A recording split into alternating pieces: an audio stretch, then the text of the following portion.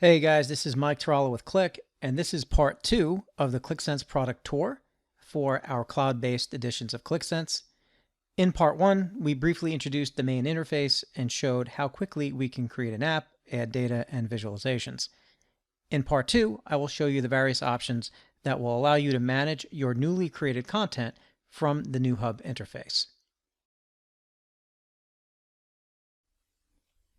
In the last video, we created a simple app, added some data, and created some visualizations. Now let's finish up this app by quickly adding a thumbnail so we could identify it in the Hub. So I'll just expand the title, click on Edit.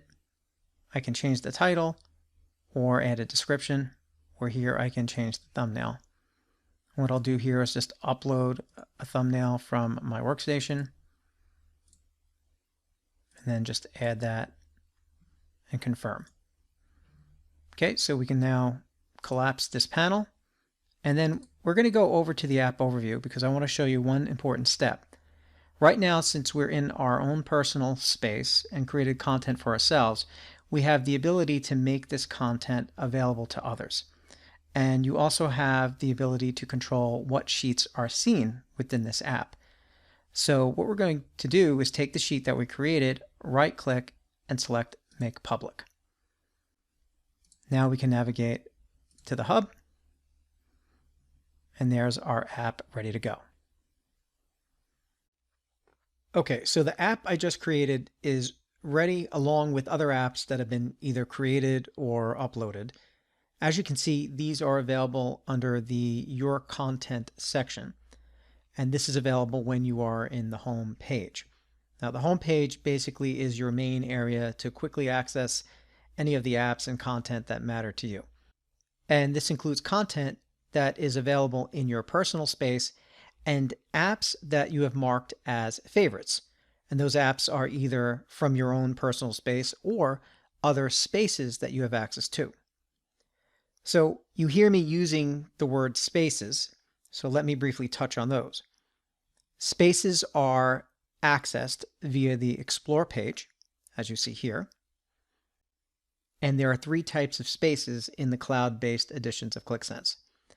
The first one being your personal space, basically for your own private, unpublished content. And then there's shared spaces used for individual or group development or co-development and collaboration, basically just for app creation. And then there are managed spaces. And this is where your content is published or delivered to, so your users can access it. And no app creation takes place in any of the managed spaces. Now, the topic on spaces really deserves its own video, and I will be working on a few of those. So I'm not going to go into too much detail in this particular video. So understand that each space can be assigned users and have permissions and roles that control access and actions to it.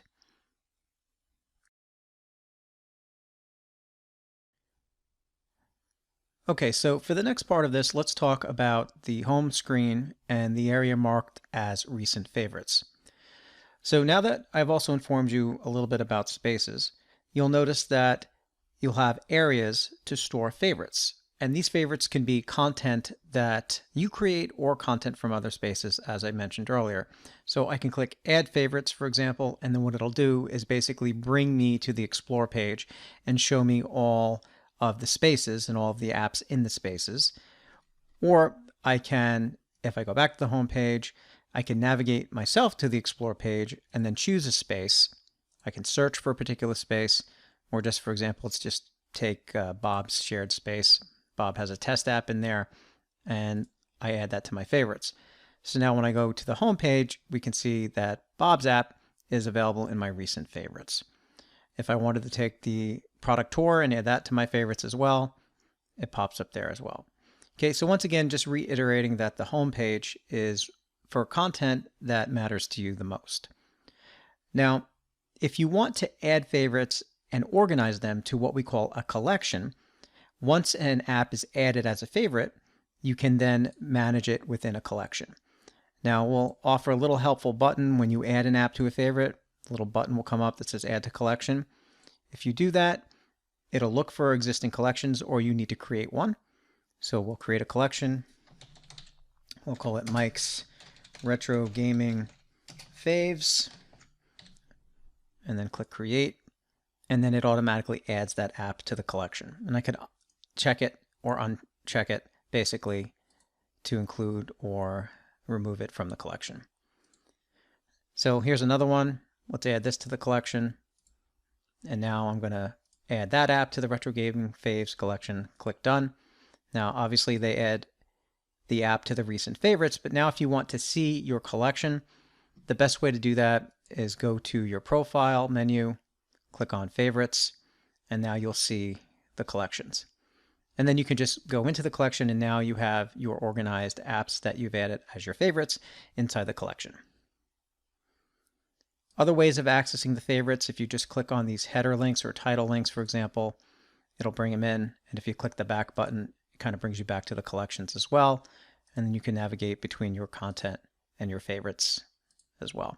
So there's a couple of ways to navigate favorites and add apps to collections. Okay, so in this section, we will talk about sharing. Now, when creating this product tour, I actually created a section of a video which I removed, but that section included sharing within managed spaces and shared spaces. However, it took almost 15 minutes to really get into all the detail on how it worked, so I decided to keep that as a separate video that I will link to in the description where this product tour is posted. But for the sake of the product tour and showing you how you can simply share something, your apps will have a button in the bottom right corner, and that button will provide a number of different actions. Now, depending on permissions as well. In this case here, I'm just simply going to share my personal content with another user so they can view it. So by selecting share, I can now select from the list of users. And here I'm just going to select Mike3 and click share. Now, understanding Mike3 is a user who has an analyzer license. And click close. And now I'm going to open up a new incognito window, which gives me a new session. I'm going to go to the same exact environment. And this time we're going to log in as Mike3.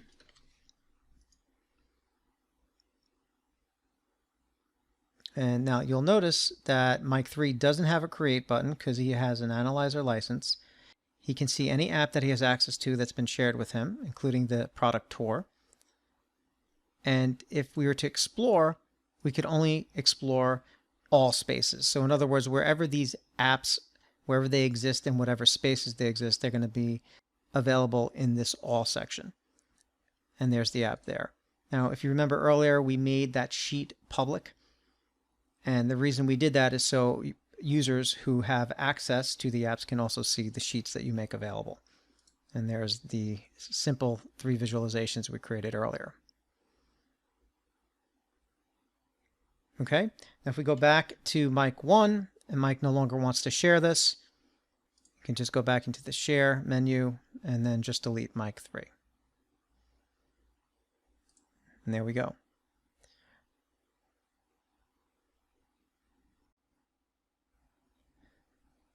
Okay, so the last thing I'd like to cover in this tour is how you can locate and find apps. So when you're in the home page, again, this is content that matters to you front and center. Explore allows you to navigate the different spaces that you have access to. Now, what I'm going to do here is edit this particular app that we created, and you'll notice that there's a spot for tags. Tags help you locate or help you find various apps. So here you'll see start typing a tag name, select an existing tag if it exists, or create a new tag by pressing enter or comma. So if I start typing sales, there is a tag already. So we select sales. Now I'm going to type Mike, and then I'm going to type Teralo because we know that doesn't exist in there. Or I could actually put, for argument's sake, 1, 2, 3, and it adds new ones, etc. But let's just delete these last 2 tags and let's just use these 3. So now I signed these 3 tags to the Sales Dashboard 2019. Now note that this is in my personal section. I'm also going to save it into Mike's shared space. So those who have access to that can also find it. Okay, so now if I want to filter by tag, I want to look for all apps that have sales in it. And maybe I want to look for apps that also contain, for example, example. So I can select multiple tags and I can see any app that's been tagged with those keywords. And I can also clear the tags. I can search for apps by anyone, apps created just by me, and then apps owned by others, or apps that have been modified recently, or typical alphabetical. And then you can view the apps in the default view, which is the grid view or the list view. Now, list view provides a little bit more information. So that's it for the product tour for the cloud-based editions of ClickSense. I plan on making a few more videos that demonstrate some more of the content management features, so stay tuned.